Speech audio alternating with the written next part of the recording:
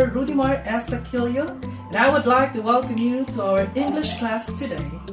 With my genuine passion for my subject, I'd love to pass on my knowledge in a fun and creative way. You'll be given the opportunity to do tasks related to the topic, some various activities and assignments. So get ready, grab your pens and notepads as we journey with our lesson for today. We Filipinos are one of the most active users of social media platforms all over the world, such as Facebook, Instagram, YouTube, and TikTok. You can't deny it, I'm sure you do. Let me share you some trivia. Did you know that? In the third quarter of 2020, YouTube was the most popular social media platform in the Philippines with 97.2% of internet users accessing the platform according to data reportal. Oh, I thought it would be Facebook or TikTok that most of us access all the time. But it's YouTube. But I think it's YouTube because of its marketing benefits and millions of informations free to access. Let's check the data of the survey. So here it is. YouTube is the most social media platform used in the Philippines. This was from the third quarter of 2020. You may notice the difference how the trivia was presented, right? The trivia is a sample of a linear text, while the graphic data from the survey is a sample of a non-linear text. I'll give you an overview of what you can expect from this course. From the whole discussion, I want you to be guided by the following objectives. A. Explain visual verb relationships illustrated in tables, graph and information maps found in expository text EN8 SSLLE 1.2. B. Transform linear text to graphic illustration, and from nonlinear text to linear text. C. Value the importance of visual verb relationships in grasping the essence or the message of a particular text. Oh, what time is it? You're right, it's activity time! Tell me what to do. In this activity, you will think that you are Jillian and you are under GCQ. You will have to make a simple narrative on your notebook based in the data. The data presented is based in Jillian spending 10 hours a day following her daily activities. Make sure to do your seat work. You will only be given 3 minutes to do the activity.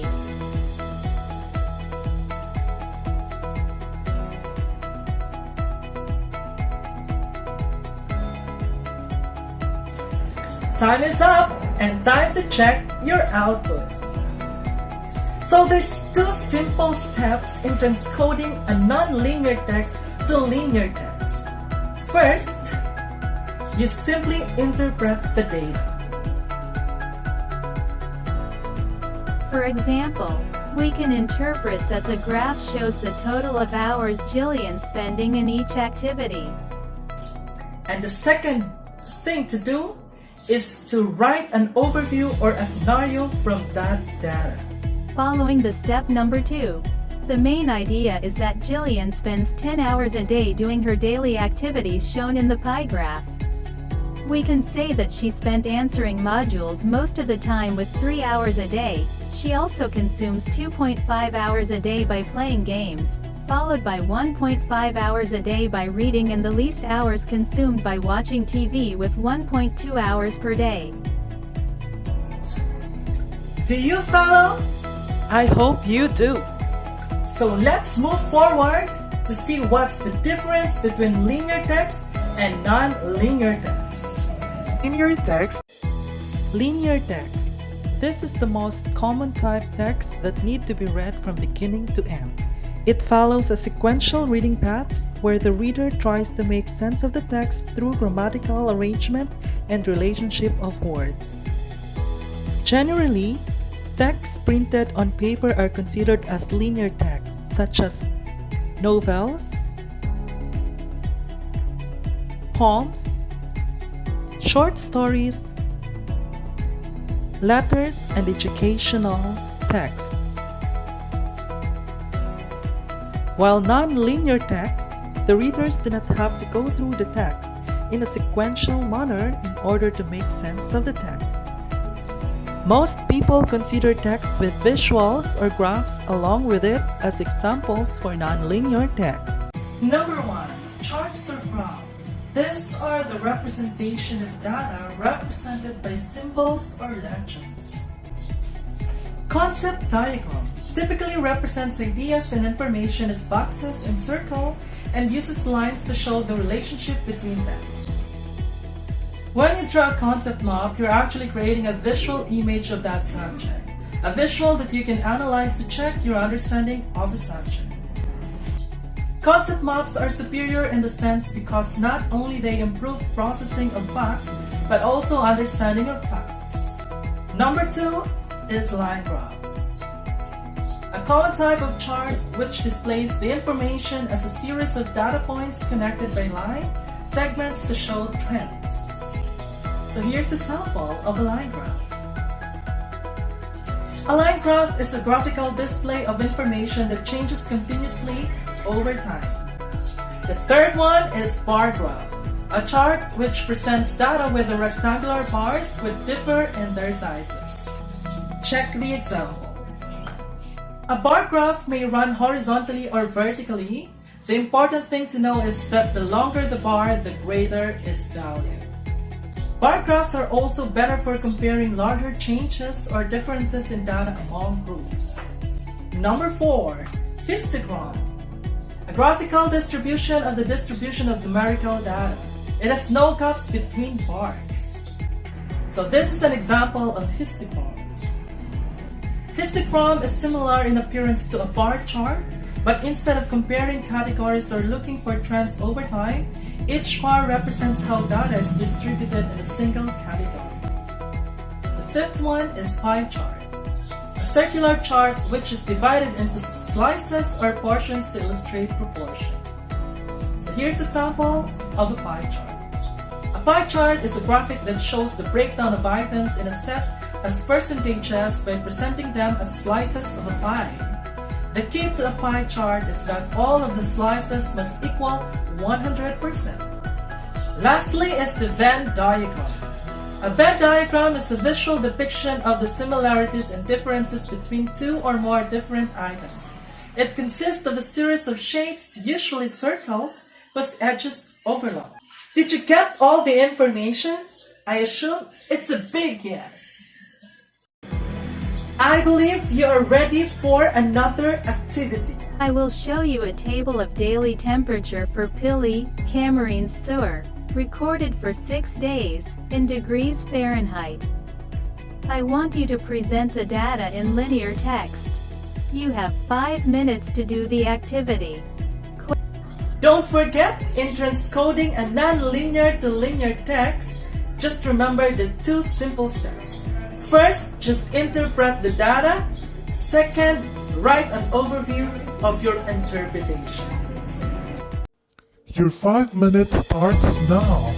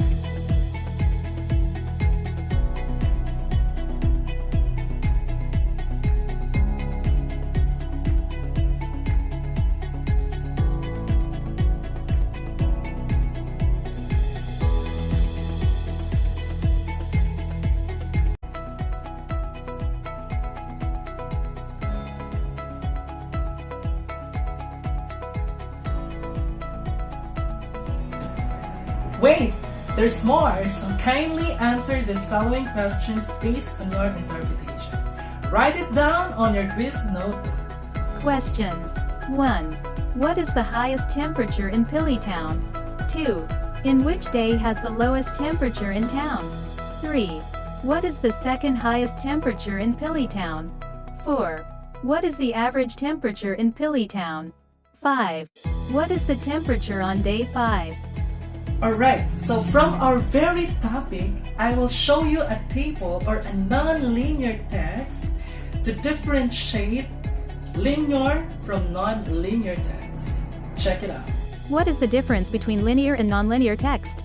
Linear text refers to traditional text that needs to be read from beginning to the end, while nonlinear text refers to text that does not need to be read from beginning to the end. As their names imply, linear texts are linear and sequential, while nonlinear and non-sequential. Thus, there is only one reading path in linear texts, which is determined by the author. However, nonlinear texts can have multiple reading paths depending on the readers. To understand the difference between linear and nonlinear text clearly, look at some of the examples of both reading paths. Some examples of linear texts include novels, poems, letters, textbooks, etc. In contrast, flowcharts, knowledge maps, digital texts with hyperlinks, and encyclopedias are some examples of nonlinear text. Furthermore, nonlinear allows readers to find specific information more quickly and efficiently. I hope it's as clear as crystal for you guys what's the difference between linear from non-linear text. So here's my question. What do you think is the significance of learning linear text and non-linear text?